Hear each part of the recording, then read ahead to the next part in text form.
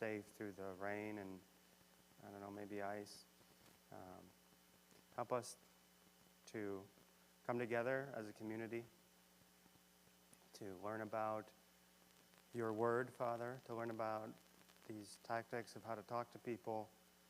Help us to come together to support each other in love. Help us to be a good example to each other so that we may grow closer to you and bear spiritual fruit. Help us to grow. In Jesus' name we pray. Amen.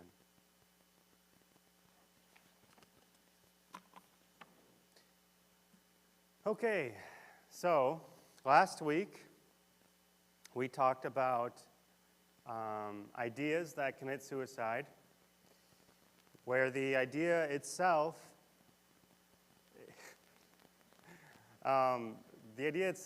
when you examine it, it actually defeats itself. So this week we're going to talk about, we're going to go through 7 chapters of the book, so we're going to go pretty fast through all of them. Chapter 13 is different from ideas that commit suicide, because in chapter 13, the ideas don't commit suicide by themselves, but the idea is that they are ridiculous ideas, and we just need to show whoever's making the claim that the ideas are ridiculous if you take it to its logical conclusion. So taking the roof off is really trying to explain, this is just the name of the chapter, and what he's referring to is that some people live in his metaphor, live in a house that's kind of sheltering them from reality. And if we take the roof off of their house, they will be exposed to reality, and that will help them to move forward in their views and to make adjustments and have more logical thinking, really. So we can look at an example of a ridiculous idea that if it doesn't commit suicide, but if you take it to its logical conclusion, it's just ridiculous. I'll go to the next slide for that. Okay. So I'm going to actually go to the bottom one first and just present. At a certain point, Mother Teresa wrote a letter to the governor of California about a criminal who was about to receive capital punishment. So he did enough crimes that he was going to be executed for his crimes. And Mother Teresa wrote a letter to the governor saying, you should forgive this criminal because Jesus would have forgiven him. And if somebody were to say that to you, you might not know what to say at first, of course. So we could use the earlier Columbo tactics. What do you mean by that? To give you time to think. But if you really take this to its logical conclusion, it's ridiculous. So let's examine that a little more. Let's go to step 1. Reducing the idea to the simplest terms. The basic argument, assertion, principle. If you take this idea to the simplest terms, it would be that we should forgive every criminal and shouldn't execute anybody. And I think we could even go farther and say we shouldn't put anybody in jail because Jesus would have forgiven them. So we should just forgive everybody all the time and not have a prison system, right? So if we follow that idea to the logical conclusion, step 2 in my slide, the logical conclusion of that would be people who want to just keep doing their crimes are loose, and we have the ability to catch them, but we're not doing anything about it because Jesus would have forgiven them. And so let's just let them loose. Let's just let the, serial murderers or whatever else let loose because Jesus would have forgiven them. And that's a ridiculous idea. So you can ask yourself, what other implications might this idea have for other issues? If you follow the principle consistently, where will it lead you? And do you end up anywhere inconsistent or absurd? So the part of the absurd idea is that if there's more criminals loose everywhere, it's so if you find a problem, point it out to your person you're talking to, preferably with questions. It's going to be an example of Jesus encountering somebody making a ridiculous claim, using questions to diffuse the situation, and leading it to its logical conclusions, just like we're talking about here. We'll see Jesus Christ doing that.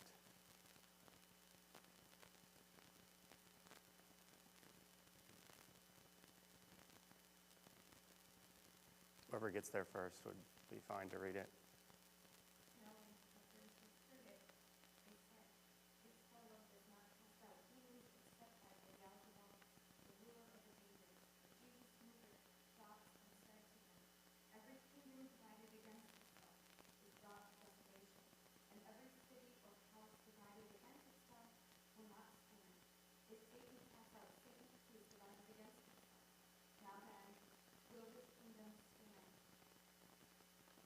So, sorry.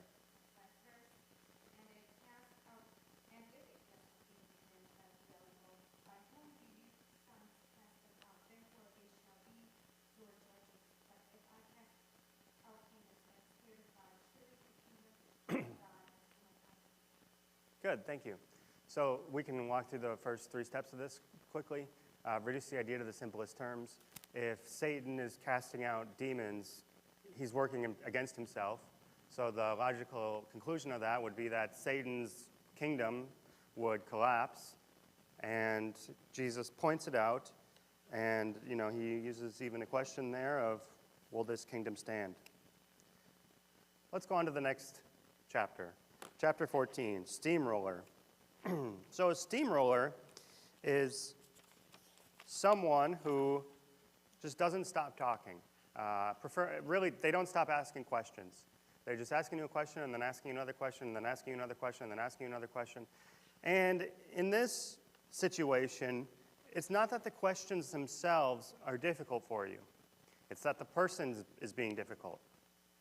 And there could be really 2 types of steamrollers. One type, there could be an innocent type of steamroller where they're just kind of scatterbrained. They're just maybe excited or they're nervous or however it is, but they're not really trying to be difficult to deal with. They're just being difficult to deal with by constantly interrupting you. The other type of steamroller could be more intentional, maybe not even consciously, but still more malicious intent to it, where they're just trying to make you look bad, maybe in front of an audience, that, hey, you can't answer any of these questions. Let me ask another one and another one. And really, you could answer the questions in this situation, but you're not allowed to. How do we deal with this person? So chapter 14 deals with how we deal with steamrollers. And again, I have 3 points of how we deal with steamrollers. It's, again, a rude person interrupting constantly. So step 1 is we stop him. You can say something like, sorry, I'm not quite finished yet. Or, which objection do you want me to answer first, after they take a breath? So you're being polite. In all these, you're being polite. I have to repeat that because I think when you actually encounter a steamroller, it's going to feel it has the potential to feel really rude. And when we feel somebody being rude to us, the natural response, human response, is to be rude back to them. So I'm trying to really emphasize here that being polite is just a key to this. So for more aggressive steamrollers, you want to come to a verbal agreement of how to proceed in the conversation. If somebody just keeps interrupting you, you want to say something like, what would a verbal agreement look like? It would be like, look, I realize you have a lot of questions. Let me answer one, and then we move on to the next one. Let me talk without being interrupted, and then they would say, yes, okay, I agree to that. That would be a verbal agreement. Because then if they break it, you can say, look, we talked about this, which they probably would, but that's how you would go forward. Don't let it get to you. If it gets to you, if you start getting angry, that'll make you look weak. It'll make your position look worse, especially if there's an audience. So stay calm and focus on the issues. If things keep going worse, step 2 is to shame him politely. This is from the book. Use his name with a smile to bring the temperature of the room down. So you can say, look, Chris, I know you're excited, but we need to bring the temperature of the room down. Okay? So if you use their name, it sounds sweet to somebody. There's only one Chris over there. So when you use their name, it sounds sweet to somebody, and it can help calm them down. So using their name can be a powerful tool in this situation. And then you can say something like, do you really want a response from me? I thought you did, but you keep interrupting. So you can be a little bit more direct as time goes on and call them out a little bit more as time goes on. And then step 3, the last step, if you just keep escalating your directness and it doesn't get you anywhere, I think there's a time, I shouldn't say I think, there is definitely a time where you just leave the situation. Give him the last word. That shows your confidence, and it'll help end the conversation easily without it being drug on and on and on.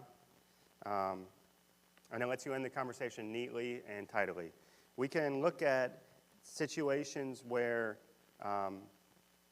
Jesus did this, Matthew 7:6, or John 19:9, Matthew 21:27, but let's just move on in this case. But there's plenty of time to, not everybody deserves this, especially if you can see that they just don't care. It's okay to leave somebody in that situation. All right. Moving on, chapter 15, Rhodes Scholar. Rhodes Scholar is a chapter to do with how we interact with information coming from scholars. So, a scholar says this. Okay, how do we interact with that? Do we take them at their word? Do we ignore everything a secular scholar has to say just because they're secular? They're not Christians, so why should we listen to them? What do? Let's look at a couple examples. Okay, so this first one here is the Lost Gospels. I don't know if you guys can read that, but what it says in the little print, it says, early texts that never made it into the Bible are suddenly popular. What do they tell us about Christianity today? And of course, this is coming from scholars. Sensational time cover that I'm sure sold a lot of copies. The second one is The Search for Jesus. Some scholars are debunking the Gospels. Now traditionalists are fighting back. What are Christians to believe? So here are some examples of what scholars might say and how we would interact with this.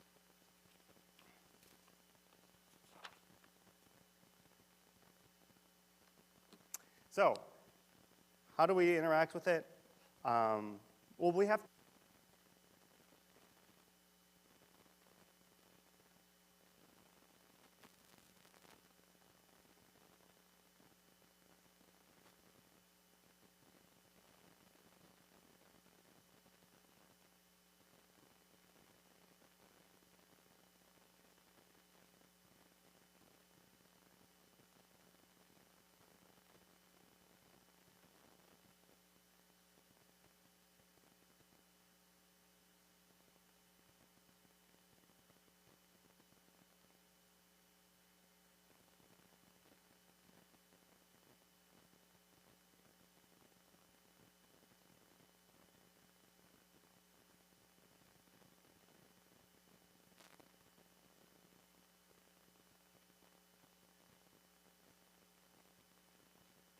it's not a distortion. There's a lot of evidence to back it up.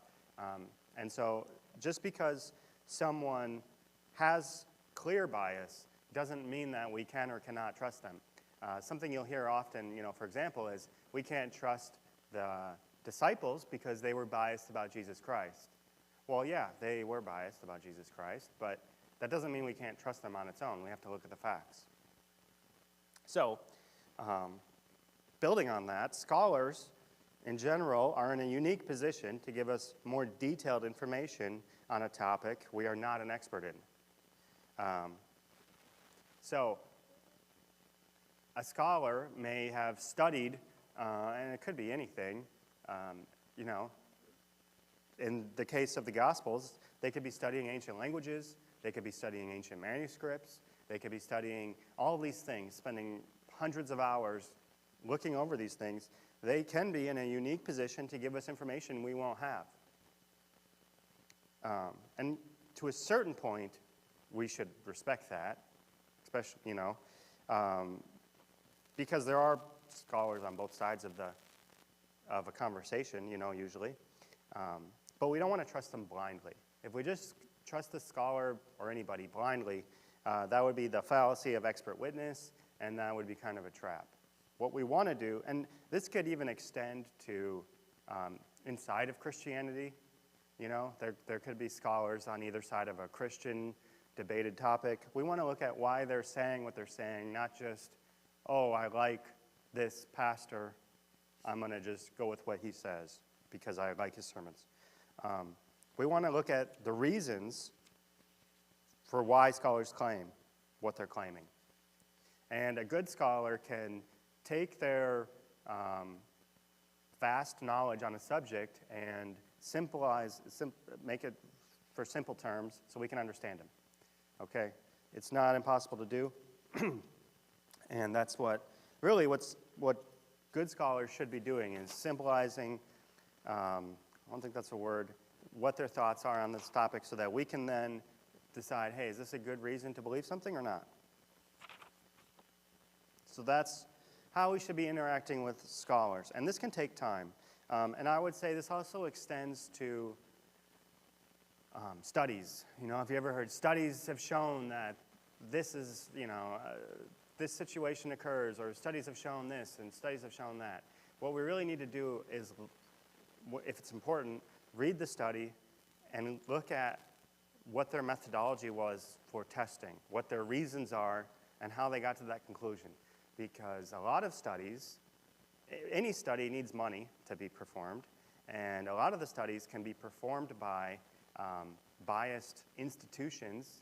For example, companies can fund studies that show that their product is a good product.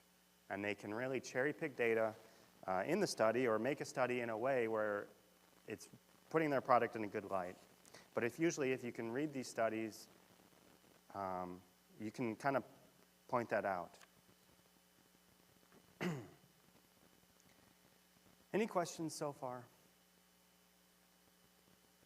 Good. Next chapter. Just the facts, ma'am. So, just the facts, ma'am, is a simple tactic, and you only need two things to understand just the facts, ma'am. The first thing you need to understand just the facts, ma'am, is an awareness that many objections to Christianity are based on bad information. They're based on lies or just poor information. So we can correct the facts, we can clear away those obstacles in a conversation or in somebody's life. Maybe that's just some bad information is holding them back. That's the idea of chapter 16. I said we need two things for this tactic. So the first is an awareness that this bad information exists and can be a stumbling block. The second thing is we need to actually know the facts in question, which can be the hard part, but not impossible. So here's an example of a fact that is not a good fact, but you may hear. In fact, I've heard this before. So the example is, more wars have been fought and blood has been shed in the name of religion than in any other cause. So the claim is the majority of wars are because of religion. More blood has been shed based on religion than any other cause. Therefore, religion's not good. That's the conclusion. And you might think, how do I argue this, right? Well, in reality, in this case, there's a massive 3-volume encyclopedia of wars that some researchers have written up, and that shows that out of their 1,763 wars they chronicle over the last 5 millennia. Only 123 of them, which is less than 7%, were motivated by religion. And religion played no part in the two greatest military wars in our history, World War I, with 16.5 million dead, and World War II with 60 to 80 million dead.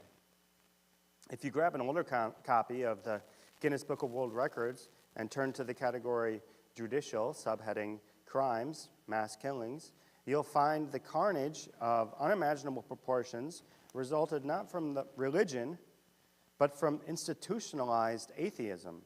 More than 66 million Soviets were wiped out under the communist leadership of Lenin, Stalin, and Khrushchev. Between 32 million and 61 million Chinese were killed under the communist regimes since 1949. 1/3 of the 8 million Khmers, I don't know how to pronounce that, 2.7 million people between 1975 and 1979 under the communist Rouge.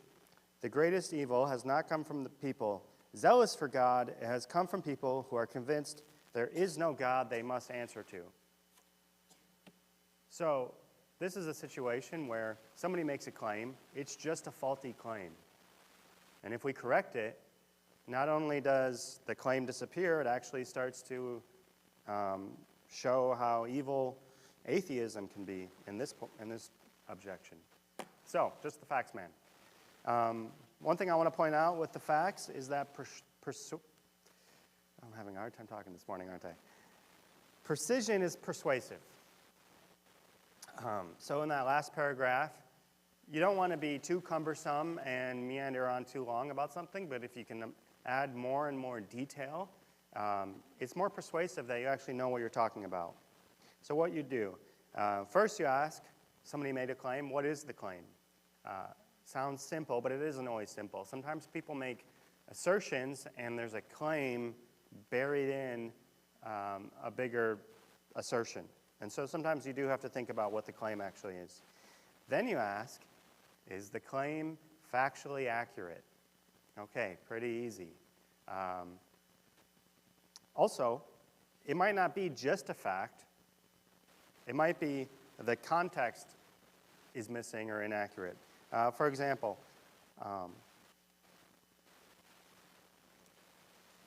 Deepak Chopra once stated that there have been 19 iterations of the Bible since the year 313.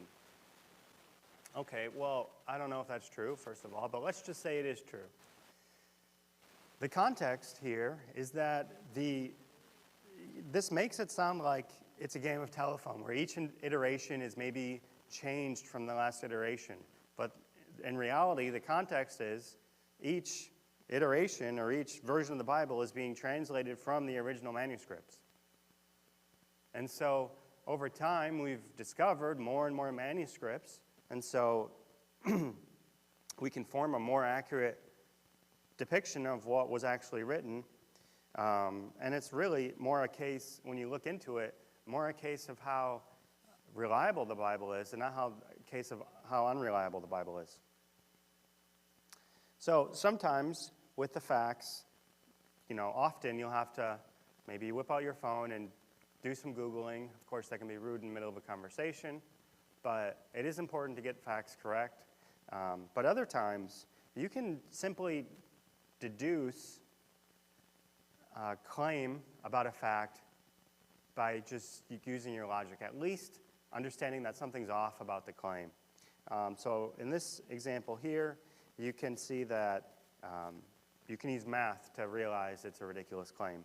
A dentist who claims to have filled 500,000 cavities in his 20-year career.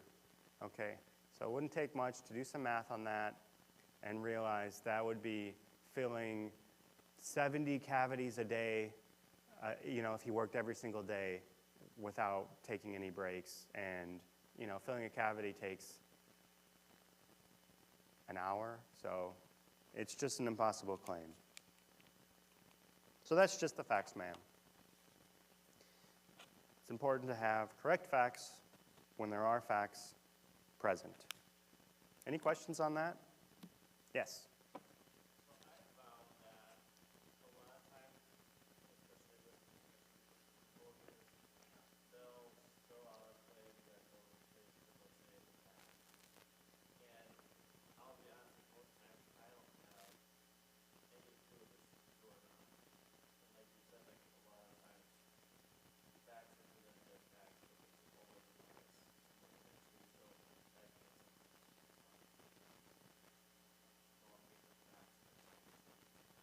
Yeah. So I guess my question is, since in my experience, a lot of times I don't really know if their facts are actually true or not. Yeah. And I think a lot of times when we're just maybe in conversation with people throughout our days, like we might not have the background knowledge to realize that what they're saying might be true or not. Of course.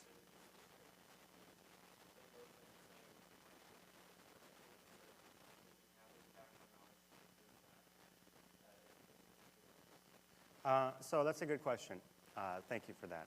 I would say if you're in that situation, and it might depend on your coworkers how often they're doing this, but you kind of assume it's not 10 facts a day.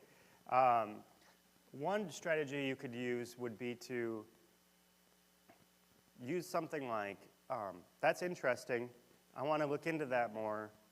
Let's talk about it again later, where you then kind of leave the conversation, go research if that fact is even true or not, and then come back and look into it. You can also use that type of tactic if somebody's just asking you questions about the Bible that you don't have an answer to.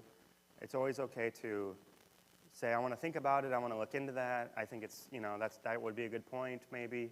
And then to take some time and think about it, because we can't be expected to know the facts all the time. Now, if somebody's, for example, steamrolling you with facts that you then feel like you need to be responding to, I think you would be wisest to say, which one of these is most important that I could maybe look into, or write them down if it's that type of situation. But if you don't have it and you don't feel like comfortable to just start Googling it right in front of them, which can be kind of rude, maybe if they already have their phone out, then it's more acceptable. It depends on the situation. But I would say what I would usually think of doing is either Googling it right there or just saying, I want to take some time and think about it, if it's an important thing. Yeah, Lisa.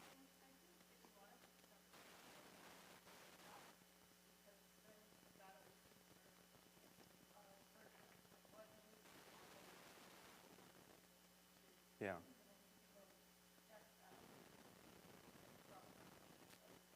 Yeah.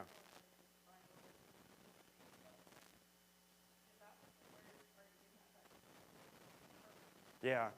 And you could even take that a step farther and say, can you send me the source on that? Which they might not do. So then that might be kind of a dead end. But it's something that you could do, is really try to look into the source of that. Katrina?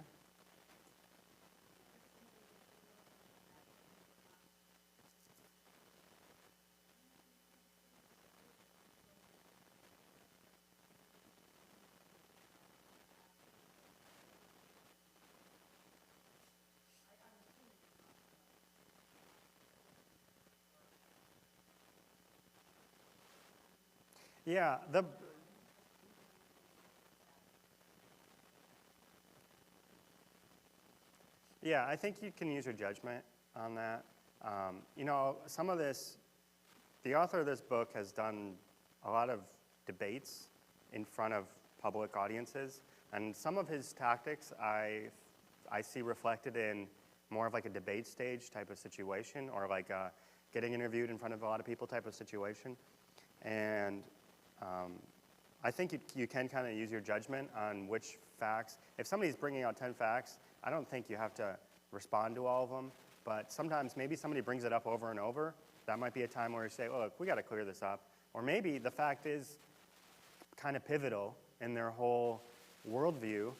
And if you do shatter it, so to speak, then it would maybe loosen up their their thought process to a new worldview. So I think it can kind of go both ways. I think there could be just minimal facts that you can kind of brush off, and there might be other ones where you kind of see that it's really important, maybe to their worldview, and a lot of things are hinging on that. So I think it can go either way. Any other questions on that? I think that's some good discussion on this. We'll go on to the next chapter then. Chapter 17, we're just flying on through. Inside Out. All right, so this chapter is not really a tactic. It's more of a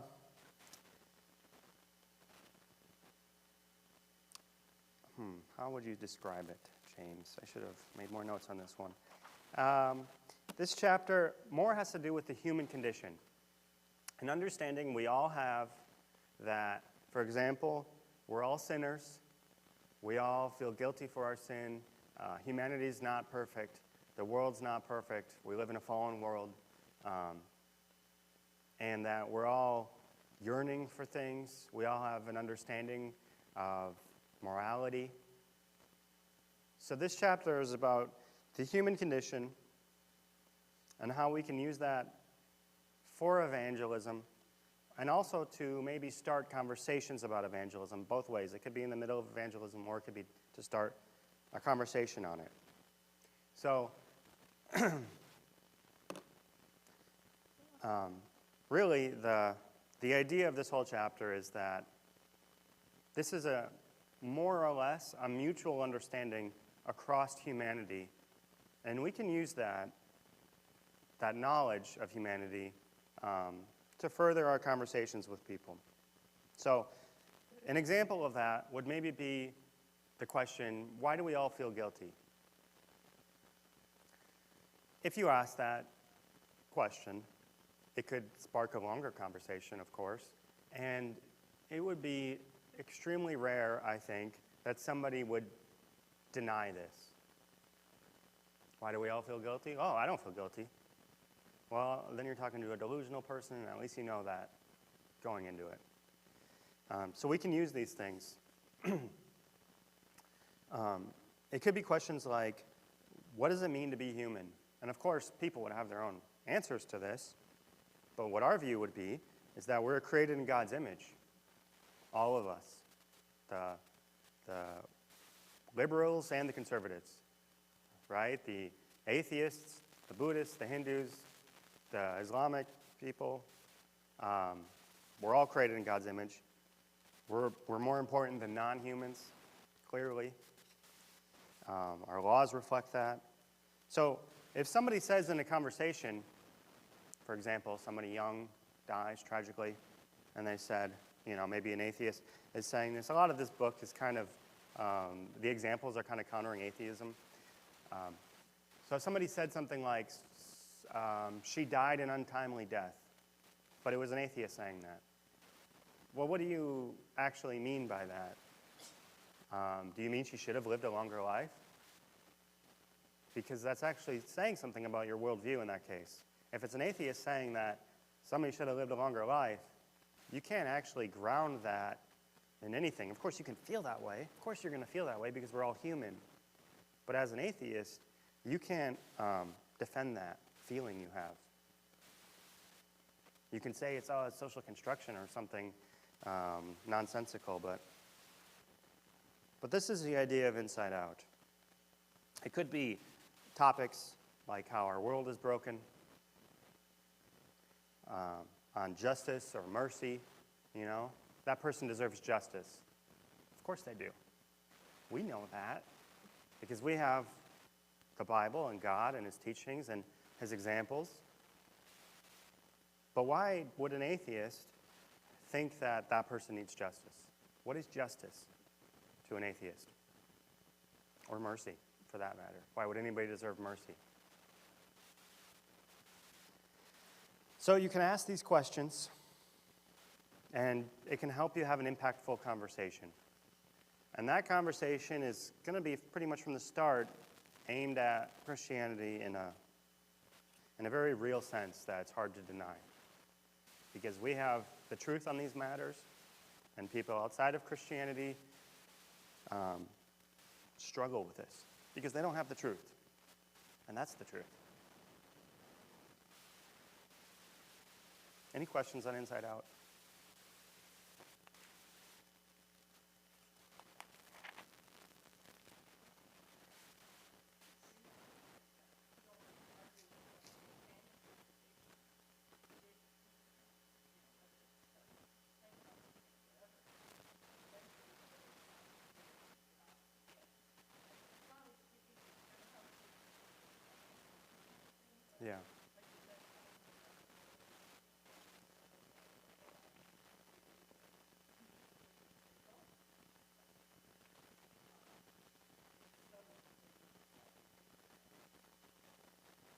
Yeah.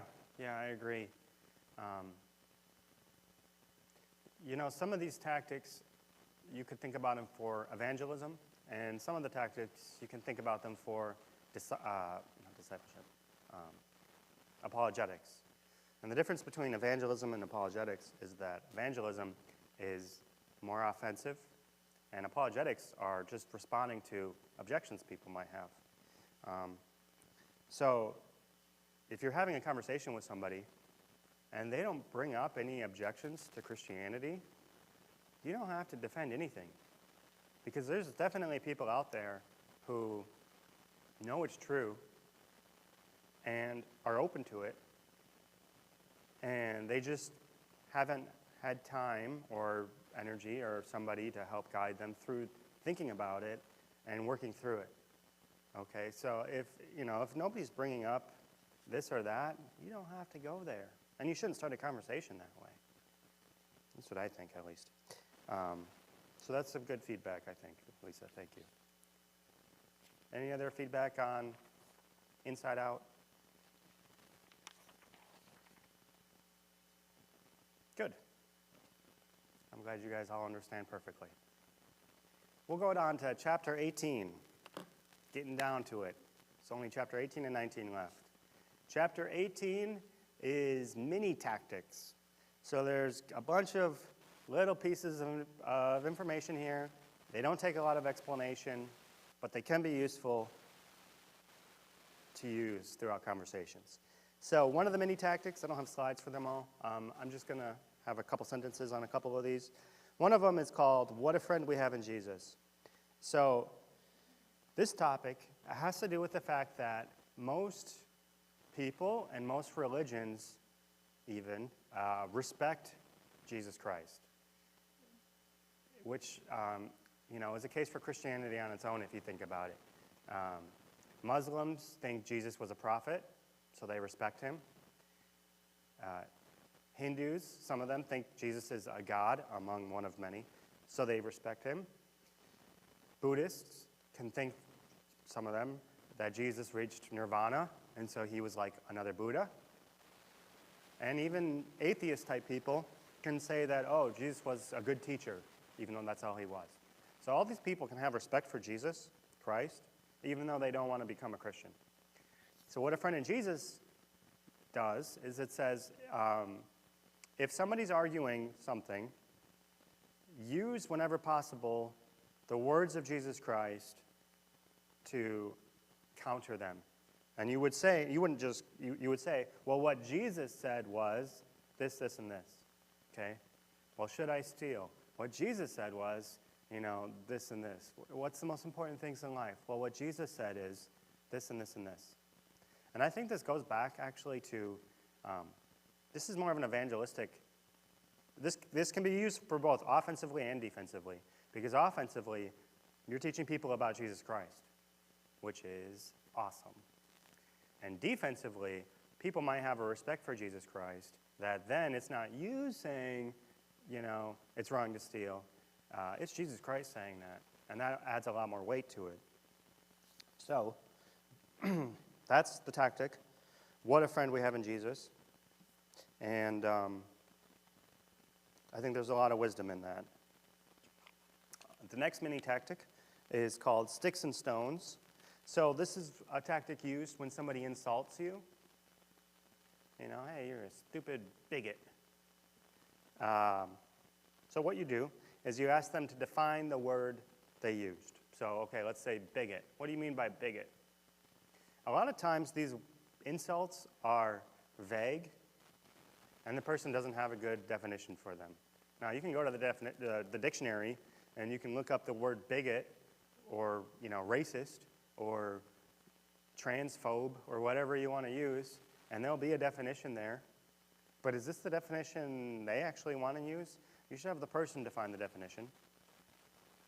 And then because a lot of times, for example, a liberal person's definition of racism can be made up on the spot for whatever they feel like, because for them it's just a general insult, and anything they feel like has to do with race could be racism immediately. So you really need to have that definition. And then you ask how that definition applies to you.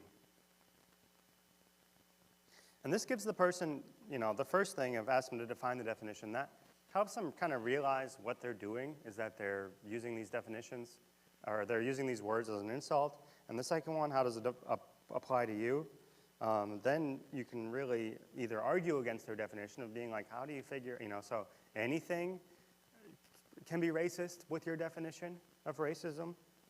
And once you kind of work through that, then you ask how it applies to you, and you can allow this conversation to actually move forward instead of just receiving an insult and moving on.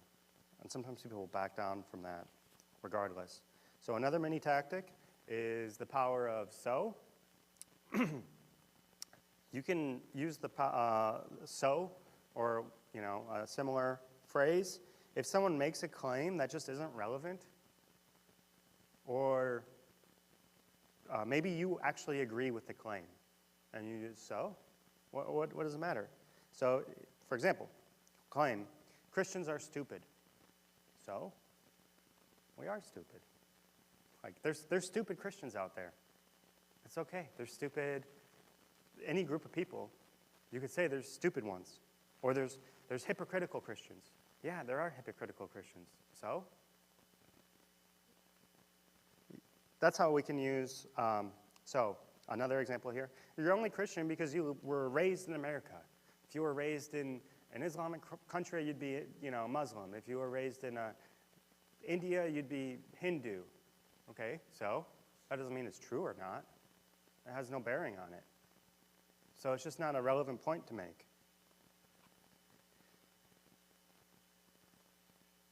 Another mini tactic is moving toward an objection. And you can kind of do this with the so one, but it's a little different. So with moving toward the objection, we embrace the objection, undermine its relevance by moving into it. So for example, the church is filled with hypocrites.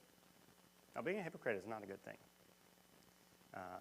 Church being filled with hypocrites? Yeah, it is filled with hypocrites. That's why we need Jesus Christ. This isn't what Jesus taught, so those people are not living by Jesus, but that's why we need him. It's the same thing to the third one there. Jesus is a crutch. Yeah, Jesus is a crutch. Crutch I need in my daily life, a crutch we all need. That's how we move into an argument.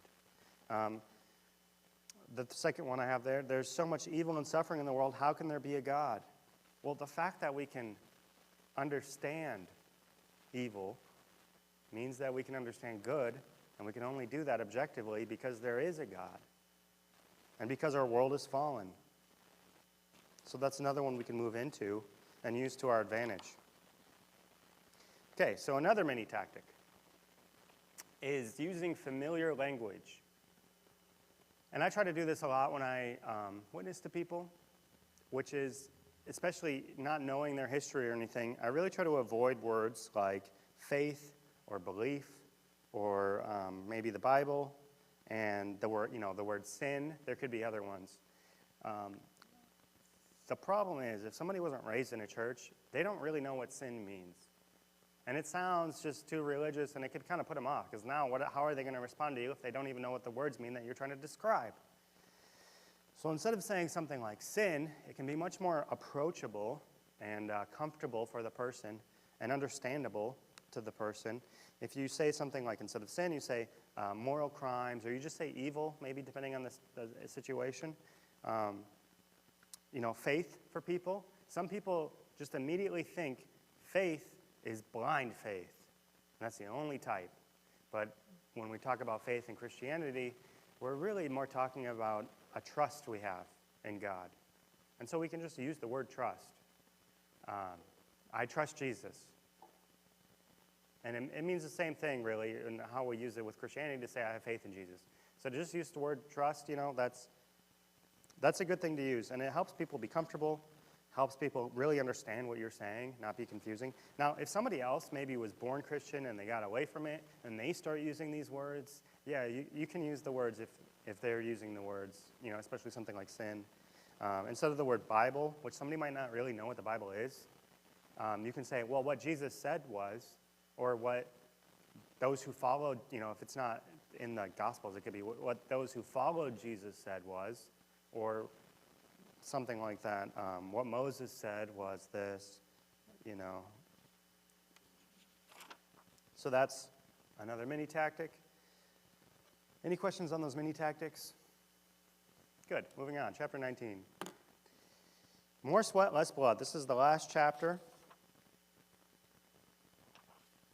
And kind of just wrapping up the book.